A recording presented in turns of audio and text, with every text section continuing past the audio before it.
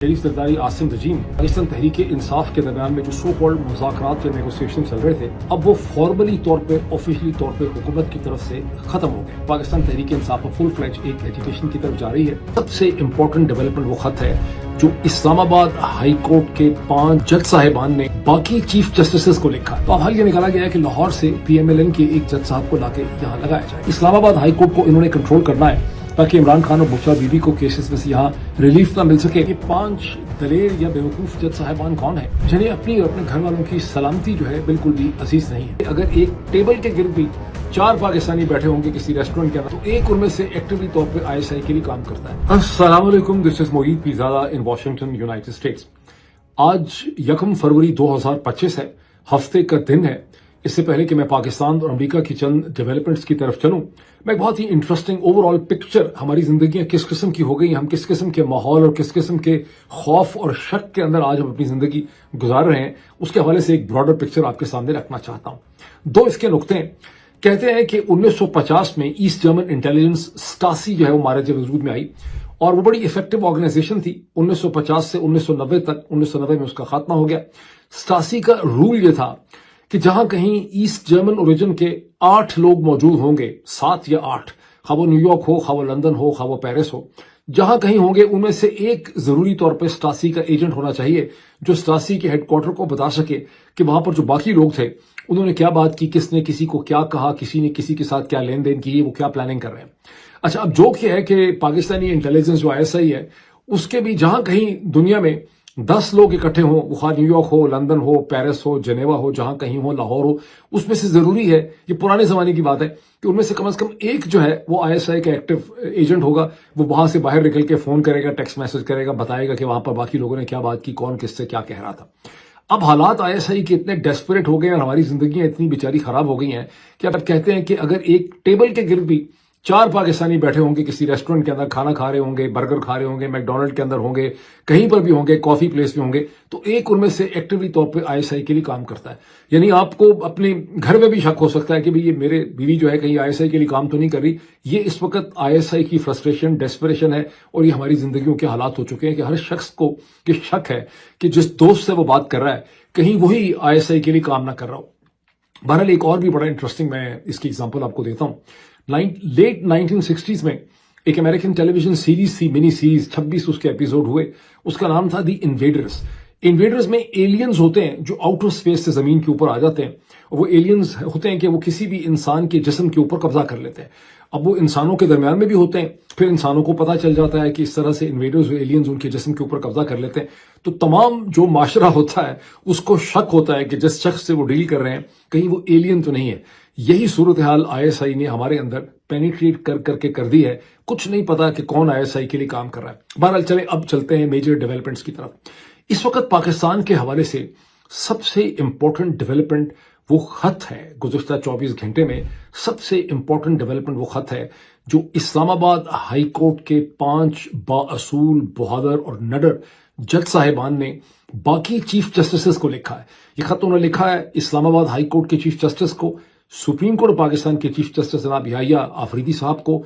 Lahore high court के chief justice को, और उन्होंने लिखा है सिंध हाई कोर्ट के चीफ जस्टिस को। और उन्हें कहा है कि प्रेसिडेंट ऑफ पाकिस्तान के साथ मशवरा करें under article 200 of the constitution of Pakistan, और उनको बताएं कि जो हाई कोर्ट्स होती हैं वो हर रीजन और हर प्रोविंस की इंडिपेंडेंट होती हैं, ऑटोनोमस होती हैं, खुद मुख्तार होती हैं। ये कोई गवर्नमेंट का डिपार्टमेंट नहीं है। ये जो डेवलपमेंट है ये मेरा मेन थीसिस है, थीम है मेरी, और इसके ऊपर मैं तफसील से इसकी अहमियत आपको एक्सप्लेन करता हूं कि बहुत बड़ी डेवलपमेंट है हम सबके समझने के लिए। लेकिन इससे पहले चंद और डेवलपमेंट्स पे नजर थोड़ा लेते हैं। पहली डेवलपमेंट तो वो है जहां हुकूमत जो रजीम है, शरीफ सरदारी आसिम रजीम और पाकिस्तान तहरीक इंसाफ के दरमियान में जो सो कॉल्ड मुज़ाकरात या नेगोशिएशन चल रहे थे, अब वो फॉर्मली तौर पे, ऑफिशियली तौर पे हुकूमत की तरफ से खत्म हो गए। और इसका बरमला इजहार जो है वो सेनेटर इरफान सदीकी साहब ने, जो हुकूमत की मुज़ाकराती टीम के स्पोक्स पर्सन थे, उन्होंने एक फॉर्मल इंटरव्यू दिया एक पब्लिकेशन को जो कहते हैं कि सऊदी पब्लिकेशन है लेकिन उर्दू में है। यानी सऊदी अरब ने पाकिस्तान में एक उर्दू पब्लिकेशन बनाई है जिसका नाम है उर्दू न्यूज़।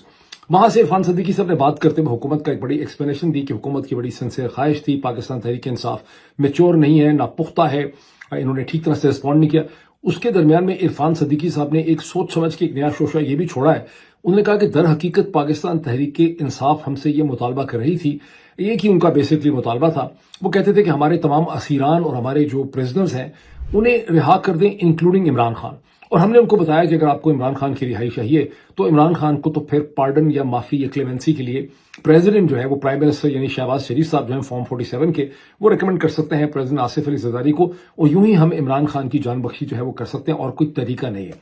اور ساتھ میں عرفان صدیقی صاحب نے یہ بھی کہا کہ پاکستان تحریک انصاف کی یہ ریٹن ڈیمانڈ نہیں تھی، یہ وربلی انہوں نے ہمارے کان میں کہا ہے. اور اصل میں یہ جو جوڈیشل کمیشن کی وہ بات کرتے تھے مئی 9 کی اور 26 نومبر 2، یہ تو ویسے ہی انہوں نے لکھ کے دے دیا، اصل میں ان کا یہ مطالبہ ہی نہیں تھا. اب آپ خود اندازہ لگا لیں کہ عرفان صدیقی صاحب کتنے آنےسٹ اور دیانتدار ہیں اور یہ کتنی ایک جان ہے ان کی اس انٹرویو میں. لیکن یہ ڈس انفارمیشن کمپین کا آپ اس کو حصہ سمجھ سکتے ہیں، اور ویسے فیک نیوز کے اوپر آپ دھڑے دھڑے قسم کے قوانین جو ہیں وہ بناتے چلے جائیں.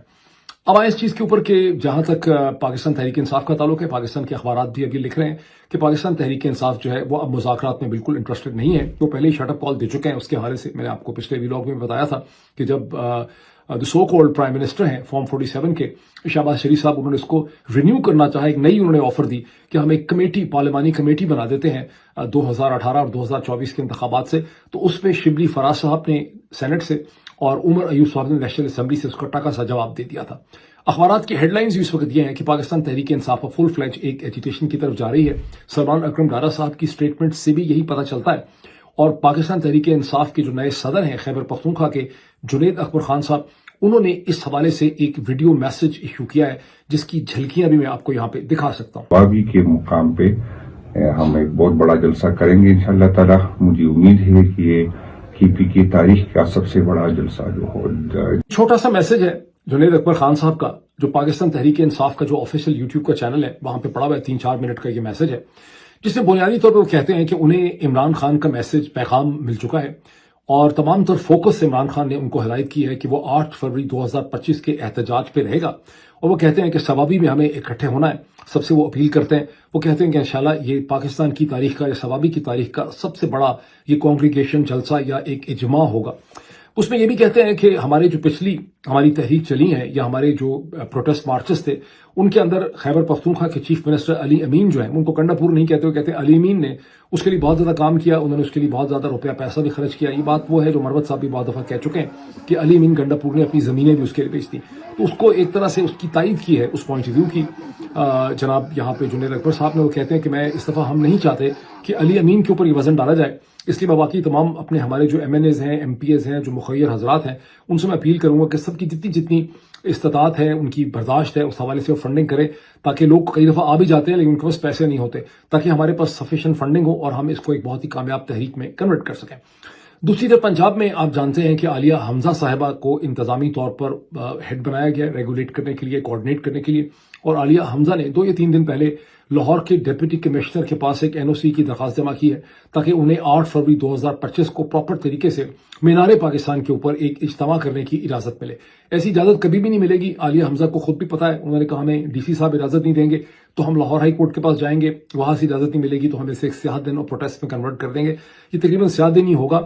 DC صاحب ہمیں اجازت نہیں دیں گے تو ہم ہائی کورٹ میں جائیں گے، لیکن میں استدعا کرنا چاہتی ہوں کہ ہم اس دفعہ کسی لولے لنگڑے NOC پر جلسہ نہیں کریں گے. اچھا، ایک دن پہلے آپ کو یاد ہے کہ former prime minister Pakistan Imran Khan صاحب نے 349 صفحات کا ایک لیٹر بھیجا تھا چیف جسٹس کو، آئینی چیف جسٹس پاکستان کو جناب یحییٰ آفریدی صاحب کو، اور جسٹس امین الدین کو جو کہ آئینی بینچ کو ہیڈ کرتے ہیں. پتہ نہیں ان دونوں نے اس کو ریسیو کیا یا نہیں ریسیو کیا، لیکن مجھے امید بہت ہے کہ اتنی محنت جو اگر پاکستان تحریک انصاف نے کی ہے، ظاہر ہے عمران خان نے جیل میں بیٹھ کے نہیں لکھا، تو اس خط کی بے تحاشا کاپیز ہوں گی، اس کا PDF بھی ہوگا، جو دنیا بھر کی جو اہم آرگنائزیشنز ہیں، ڈپلومیٹک مشنز ہیں، جیسے اسلام آباد کے اندر جتنے بھی امپورٹنٹ کی کنٹریز کے ڈپلومیٹک مشنز ہیں، امریکہ، برطانیہ، یورپین یونین، ویسٹرن یورپ کے جتنے کی کنٹریز ہیں، فرانس، جرمنی، آئرلینڈ، اٹلی، ان سب کو، اسپین وغیرہ کو، اور اسی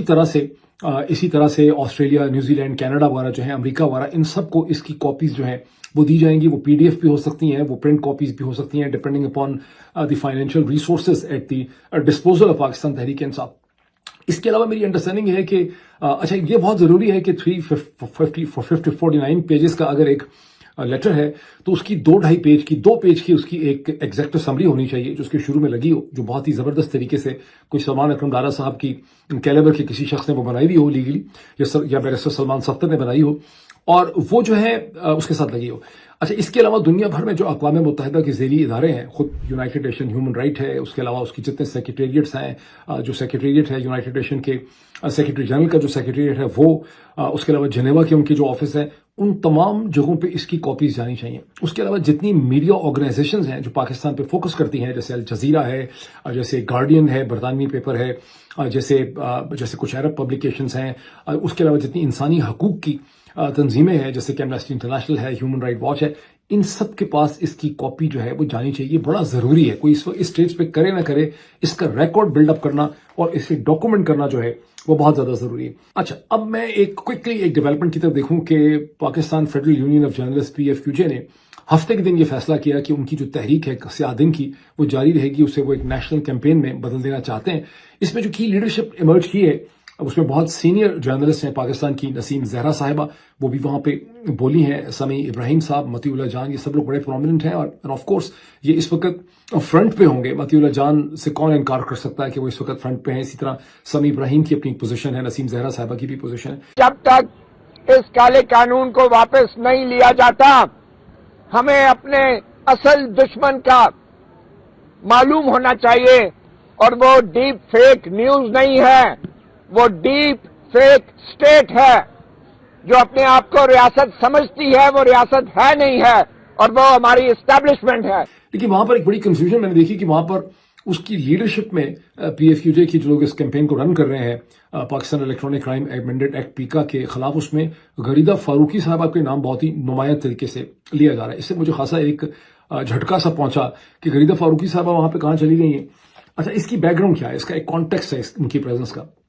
جب بھی کبھی کسی ایسی ڈیولپمنٹ ہوتی ہے جس کے اوپر ایک بہت جھٹکا لگتا ہے, اس پہ ایک ریاکشن بلڈ اپ ہوتا ہے جس سے انکار کرنا ممکن نہیں ہوتا, سب لوگوں کو ایک طرف ہونا پڑتا ہے, اس کی مذمت کرنی پڑتی ہے. 3 ایگزامپلز میں آپ کے سامنے رکھتا ہوں.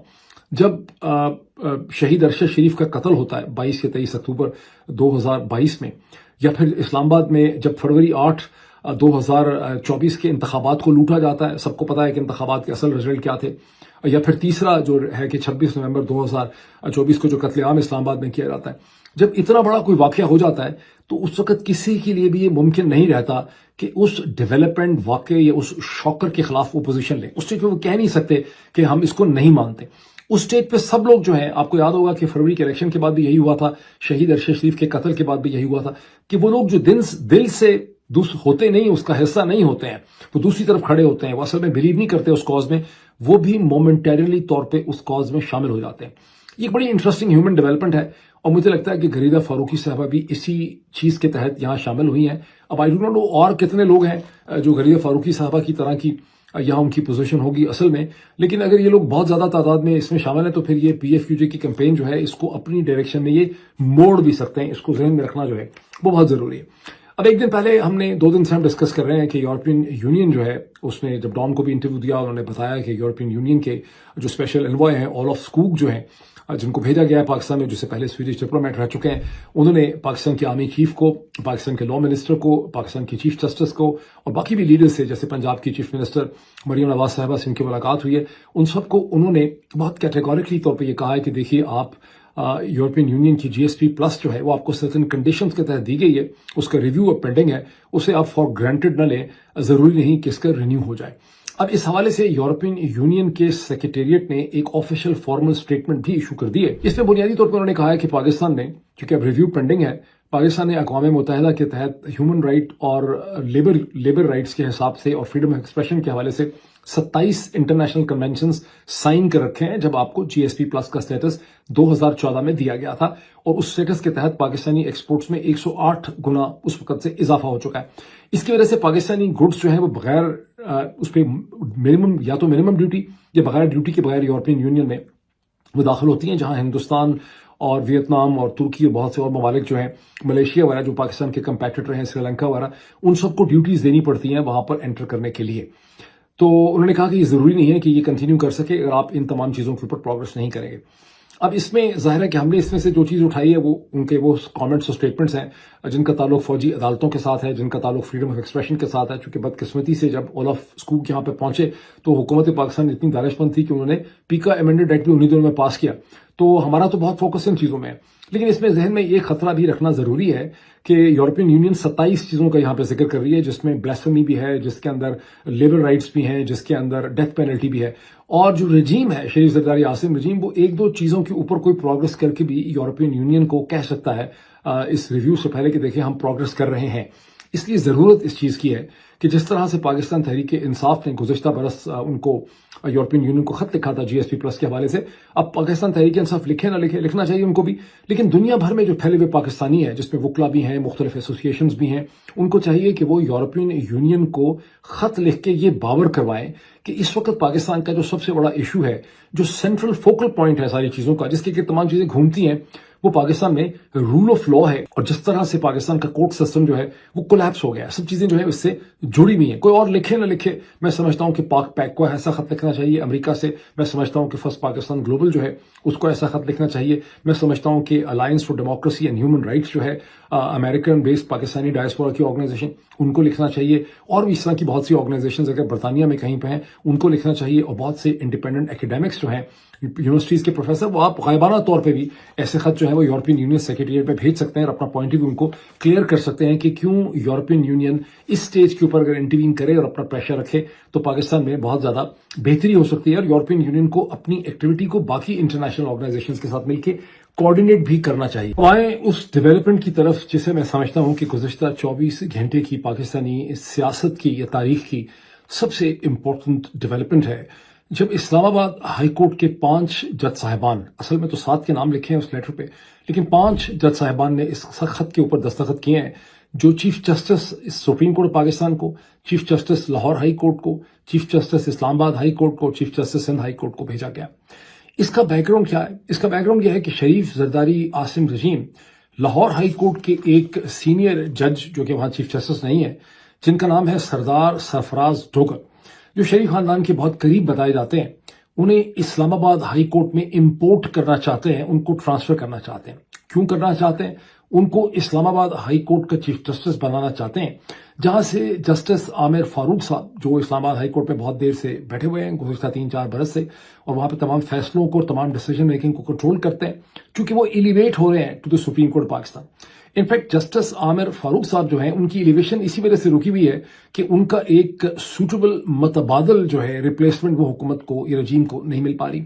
تو اب حل یہ نکالا گیا ہے کہ لاہور سے PMLN کے ایک جج صاحب کو لا کے یہاں لگایا جائے گا. میڈیا میں بھی اس طرح کے ٹاؤٹ صحافی ہم نے لگانے ہیں کہ 10 سال کا پلان سیکیور ہو. عدالتوں میں بھی عامر فاروق، امین الدین خان اور یحییٰ افریدی جیسے اور فائز عیسیٰ جیسے جج لگانے ہیں تاکہ اگلا 10 سال کا جو انصاف ہے وہ زبردست ہو سکے، بہترین انصاف، ایسا کمال انصاف ہوگا نا. لیکن ٹریڈیشن اور کنونشن کیا کہتا ہے 18th امینڈمنٹ کے بعد سے؟ ٹریڈیشن اور کنونشن یہ کہتا ہے کہ ہائی کورٹس انڈیپینڈنٹ آٹونومس ہوتی ہیں، اپنے اپنے ریجن کو ریپرزینٹ کرتی ہیں، وہاں سے ایلیویشن سپریم کورٹ تک تو ہو سکتی ہے، لیکن سندھ ہائی کورٹ سے آپ لاہور ہائی کورٹ میں ٹرانسفر نہیں کر سکتے، لاہور ہائی کورٹ سے اسلام آباد ہائی کورٹ میں ٹرانسفر نہیں کر سکتے، اسلام آباد ہائی کورٹ سے کسی کو پشاور ہائی کورٹ میں ٹرانسفر نہیں کر سکتے. اور جب کسی وکیل کو ایلیویٹ کر کے اسے ہائی کورٹ کا جج بنایا جاتا ہے تو وہ آرٹیکل 194 آف دی کانسٹیٹیوشن 194 کے تحت حلف اٹھاتا ہے اور وہیں سے اس کی سینیورٹی کا تعین ہوتا ہے. یعنی اگر آپ کسی کو ٹرانسفر کر کے لاہور ہائی کورٹ سے لے بھی آئیں گے تو وہ پھر جونیئر موسٹ جج بن جائے گا، وہ سینئر نہیں رہے گا.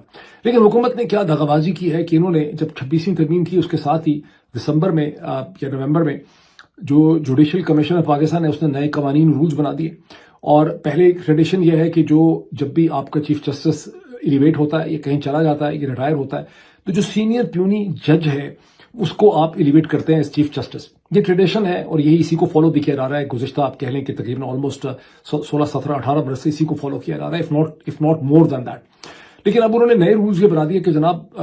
جوڈیشل کمیشن جو ہے وہ 5 سینئر موسٹ ججز میں سے کسی کو بھی چیف جسٹس کے طور پہ اس کا چناؤ کر سکتا ہے. یہ کتنی احمقانہ صورتحال ہے کہ اسلام آباد ہائی کورٹ جہاں جج ہی 6-7 ہیں اس میں سے آپ 5 سینئر موسٹ کا مطلب ہے کہ اپنی مرضی سے کسی کو بھی آپ ایلیویٹ کر سکتے ہیں. لیکن ان کو اسلام آباد ہائی کورٹ میں سے کسی کو بھی ایلیویٹ نہیں کرنا. یہاں انہوں نے ابھی 2 जज और ऐड किए, 4 के स्लॉट्स खाली थे, पहले इन्होंने नंबर बढ़ाए, 2 को इन्होंने एलिवेट किया, जिसमें से एक आपने देखा कि मिस्टर अमीन मिन्हास या समथिंग उनका नाम है, जिनको आते ही इमरान खान के केसेस दे दिए गए। असल मसला भी यही है कि इमरान खान के जो केसेस हैं, जो अभी तोशाखाना 2 का केस है और इसी तरह से जो अलकायदा यूनिवर्सिटी ट्रस्ट केस है, उसको यहाँ पे आना है, उससे पहले इन्होंने ये कई हफ्तों से ये कहानी चल रही है, मैंने कई दफा इसका जिक्र भी किया कि इस्लामाबाद हाई कोर्ट को इन्होंने कंट्रोल करना है ताकि इमरान खान और बुशरा बीबी को केसेस में से यहाँ रिलीफ ना मिल सके। आपने याद है आपको कि जब इमरान खान के वकला बैरिस्टर सलमान सफदर और बाकी इवन अलीमा खान साहिबा वाला सब यही कह रहे थे कि जनाब हम इस्लामाबाद हाई कोर्ट से जाके रिलीफ ले लेंगे, तो मैंने आपको खबरदार किया था, वार्न किया था कि इस दफा पूरी तैयारी है कि इस्लामाबाद हाई कोर्ट से रिलीफ नहीं मिलनी। तो ये वो पूरा मैकेनिज्म है जो कि खड़ा किया गया है, जिसके तहत एक जज लाया जा रहा है, उसको 5 सीनियर जजेस में शामिल किया जाएगा और उसके बाद उसको चीफ जस्टिस बना दिया जाएगा। ये वो पोजीशन है जिसके खिलाफ ये जो 5 जस्टिसेस हैं, इन्होंने खत लिखा है टू द अदर जस्टिसेस कि आप प्रेसिडेंट ऑफ पाकिस्तान को बताएं कि ये चीज खिलाफ कानून और खिलाफ आइन होगी। अब आप ये सोच रहे होंगे कि ये 5 दलेर या बेवकूफ जज साहिबान कौन है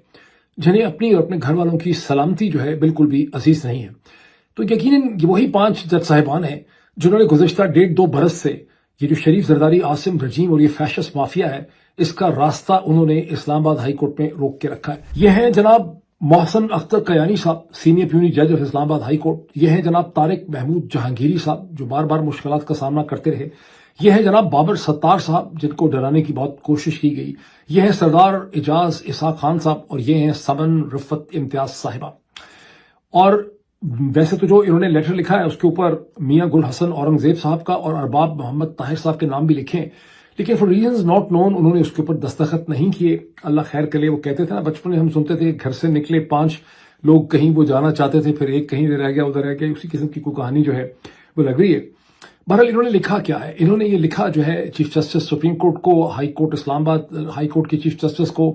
सिंध हाई कोर्ट के चीफ जस्टिस को, लाहौर हाई कोर्ट के चीफ जस्टिस को। इन्होंने कहा है प्रेसिडेंट ऑफ पाकिस्तान जनाब आसिफ अली जरदारी साहब के साथ under article 200 of the constitution of Pakistan उनके साथ मीटिंग करें, उन्हें एडवाइस करें और उन्हें बताएं और समझाएं कि हाई कोर्ट्स इंडिपेंडेंट ऑटोनोमस अपने अपने रीजन को रिप्रेजेंट करती हैं और आर्टिकल 200 का ये इस्तेमाल कि आप एक हाई कोर्ट से दूसरे हाई कोर्ट में जज को ट्रांसफर करें, कि जब से 18th अमेंडमेंट पास हुई है उसके बाद से इसका कोई इसका इस्तेमाल नहीं हुआ। जज वकील से एलिवेट होकर हाई कोर्ट पे आते हैं, अगर किसी और हाई कोर्ट से भी आएंगे तो उनकी सीनियरिटी और नौकरी उस दिन से शुरू होगी जिस दिन से वो एक हाई कोर्ट को ज्वाइन करेंगे। इस खत में बरमला ये लिखा गया है कि अगर इस किस्म का प्रोसेस शुरू हो गया ट्रांसफर करने का, इसका मतलब है कि एग्जीक्यूटिव में और जुडिशरी के दरमियान जो दीवार है वो मुकम्मल तौर पे मुंदहम हो जाएगी और आप हाई कोर्ट्स को कंट्रोल करेंगे। और ये तो खुल्लम सी बात है कि इस लाहौर हाई कोर्ट से पीएमएलएन के एक जज साहब जो हैं डोगर साहब,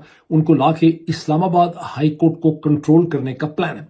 अब सवाल ये पैदा होता है कि ये जज साहिबान जो है वो पाकिस्तान की तारीख के टीपू सुल्तान साबित होंगे या खालिद बिन वलीद साबित होंगे। ये डिपेंड करता है आप सब लोगों के ऊपर, ये डिपेंड करता है पाकिस्तान तहरीक इंसाफ के ऊपर, ये डिपेंड करता है ऑपोजिशन की जो बाकी कंबाइंड जमातें हैं जिसमें महमूद खान अजगज़ई साहब हैं और लोग हैं। ये डिपेंड करता है पाकिस्तान के मीडिया के ऊपर, पाकिस्तान के सोशल मीडिया के ऊपर, पाकिस्तानी डायस्पोरा ऑर्गेनाइजेशंस के ऊपर कि आप किस तरह से इस इशू को उठाते हैं। बिकॉज ये पाकिस्तान की जुडिशरी की और इस्लामाबाद हाई कोर्ट की जिंदगी की आखिरी रमक है, ये आखिरी बैटल है पाकिस्तान की जुडिशरी की। गुज़िश्ता 2-2.5 ये जब से तकरीबन 3 बरस का जो प्रोसेस है जबर का, अगर इस जबर के रास्ते में कोई हाई कोर्ट मुसलसल खड़ी हुई है जिसकी वजह से आपने देखा कि आप कहते जनाब वो हाई कोर्ट पे जाते हैं तो केसेस खत्म हो जाते हैं इमरान खान के, तो वो सिर्फ इस्लामाबाद हाई कोर्ट के ये जज साहिबान हैं जिनमें से हर इमरान खान की अपनी पॉलिटिक्स से बहुत तंग था। मैं बहुत आपको वेरीफाई करके बता सकता हूं बाबर सत्तार साहब के हवाले से, बाकी जज साहिबान के हवाले से, कि इनमें से कोई भी इमरान खान का मंजूर नजर भी नहीं था और ये सब इमरान खान की और पीटीआई की पॉलिटिक्स के नाक़िद समझे जाते हैं। लेकिन इन्होंने असूल पे स्टैंड लिया। आपको याद है नजम सेठी साहब ने भी एक दफा इसको इसी तरह से डिस्क्राइब किया था। इन्होंने असूल पे स्टैंड किया है कि कामयाब होंगे या नाकाम हो जाएंगे, इसका तमाम दारोमदार पाकिस्तान के लोगों के ऊपर, वकला की बार एसोसिएशन के ऊपर इसका तमाम दारोमदार जो है वो एग्जिस्ट करता है। अब एक क्विक नजर दौड़ाएं वाशिंगटन के ऊपर, जहां 48 घंटे पहले होने वाला जो बहुत ही ट्रेजिक हादसा है, क्रैश है, अमेरिकन एयरलाइन और एक मिलिट्री हेलीकॉप्टर ब्लैक हॉक के दरमियान जो हादसा हुआ जिसके नतीजे में 67 लोग जो हैं वो जाँ बहक हुए। اس کی بہت سی تفصیلات اور اس کا رد عمل اور ریئیکشن ہمارے سامنے آ چکا ہے. یوں تو آفیشیل سورسز کا یعنی FFA کا فیڈرل ایویشن اتھارٹی کا ابھی بھی یہی کہنا ہے کہ 30 دنوں کے بعد اس کی ایک رپورٹ آئے گی کہ اس کا وجہ اس کی کیا بنی. لیکن وجہ ہمارے سامنے آ چکی ہے. امریکی اخبارات جو ہیں مختلف ہیڈ لائن سے بھرے پڑے ہیں. یہ بات واضح ہے کہ جو ملٹری ہیلی کاپٹر بلیک ہاک تھا اس کے کرو کے درمیان میں اور جو ایئر کنٹرول ٹریفک تھا ان کے درمیان افیکٹو کوارڈینیشن نہیں تھی. یہ ملٹری ہیلی کاپٹر جب اوپر اٹھ رہا تھا تو یہ ویژول ریلائنس تھی، ننگی آنکھ سے چیزوں کو دیکھ رہا تھا. کنٹرول ٹاور اس کی کمیونیکیشن بھی ناکافی تھی. اس کو کہا گیا کہ تم آنے والے جہاز کو دیکھ رہے ہو، اس نے کہا میں دیکھ رہا ہوں، لیکن در حقیقت وہ اس سے پچھلا جو جہاز تھوڑا پیچھے تھا اس کو دیکھ رہا تھا، اور جو جہاز بالکل اس کے اوپر تھا کیونکہ 3 تقریباً جہاز اس وقت لینڈنگ پوزیشن میں تھے کیونکہ بہت بزی ایئرپورٹ ہے، وہ اس کو نہیں دیکھ رہا تھا. اس کا فوری جو ایگزیکٹو ریئیکشن ہوا ہے کیونکہ پریزیڈنٹ ٹرمپ نے اس کے اوپر بہت سٹینڈ لیا ہے کہ یہ چیز نہیں ہونی چاہیے تھی، یہ غلط ہوئی ہے، کیسے ہو گیا. تو فیڈرل ایویشن اتھارٹی نے جو ملٹری ایئر کرافٹ اور ہیلی کاپٹرز ہیں ان کا اس کوریڈور کے اندر ان کی فلائٹس پہ فوری طور پر پابندی اور ریسٹرکشنز لگا دی ہیں. Unless there is a military emergency وہ اس کوریڈور میں نہیں اڑیں گے. اس کا ہرگز یہ مطلب نہیں ہے کہ رونلڈ ریگن DCA ایئرپورٹ کوئی محفوظ ہو گیا ہے. اس ایئرپورٹ کے بہت سے تکنیکی مسائل ہیں جو میں نے پچھلے ویلاگ میں آپ کے سامنے میں نے وضاحت کی تھی. اخباروں میں بہت سی ہیڈ لائنز اس کی چھپ رہی ہیں، بہت سے مر جانے والے جاں بحق ہونے والے لوگوں کی پروفائلز بھی چھپ رہی ہیں، بہت یعنی تصویریں چھپی ہیں کیسے بہت ینگ 2 اٹرنیز واشنگٹن کی وہاں سے واپس آ رہی تھیں، ان کی تصویریں چھپی ہیں. جہاں ان کی تصویریں چھپی ہیں اپنی ینگ پروفائلز کی ارلی 30s میں تھیں، وہاں ایک پاکستانی اوریجن خاتون اسرا حسین صاحبہ کا بھی ٹویٹر پہ ان کی تصویر سامنے آئی ہے جو صرف 26 برس کی تھیں. ان کے ہسبینڈ کے کہہ رہے ہیں کہ وہ ایک وہاں پر کسی ہاسپٹل کی کو امپروو کرنے کے لیے وہاں گئی تھیں. اٹس ناٹ کلیئر کہ اسرا حسین فزیشین اور ڈاکٹر تھیں یا ویسے کوئی ہیلتھ ورکر تھیں. بہرحال ذہن میں رکھیے کہ اس ٹریجڈی کا ایک انتہائی ٹریجڈی کے اندر بھی ٹریجڈی یہ ہے کہ یہ جہاز صرف 1-2 منٹ کے اندر DCA ایئرپورٹ کے اوپر لینڈ کرنے والا تھا اور اس کی سب چیزیں بالکل نارمل تھیں. ابھی اتنا ہی، پھر آپ سے ملاقات ہوتی ہے. Thank you.